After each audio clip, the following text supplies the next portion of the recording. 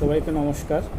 তো এখন ঘুম নেই কাব্যগ্রন্থে সুকান্ত ভট্টাচার্যের লেখা একলা মেয়ে কবিতা 46, এটা আমি আপনাদেরকে শোনাচ্ছি। লাল আগুন ছড়িয়ে পড়েছে দিগন্ত থেকে দিগন্তে, কি হবে আর কুকুরের মতো বেঁচে থাকে? কতদিন তুষ্ট থাকবে আর অপরের ফেলে দেওয়া উচ্ছিষ্ট হাড়ে? মনের কথা ব্যক্ত করবে ক্ষীণ অস্পষ্ট কেউ কেউ শব্দে?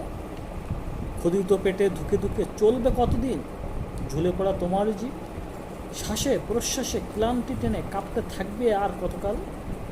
মাথায় মৃদু চাপড় আর পিঠে হাতের স্পর্শ, কতক্ষণ ভুলে থাকবে পেটের ক্ষুধা আর গোলার শিকলকে? কতক্ষণ নাড়তে থাকবে লেস? তার চেয়ে পোষমানাকে অস্বীকার করো বর্ষতাকে।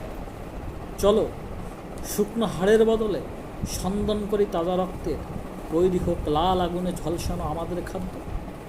শিকলের দাগ ঢেকে দিয়ে গজে উঠুক সিংহের কিশোর প্রত্যেকের ঘাড়ে।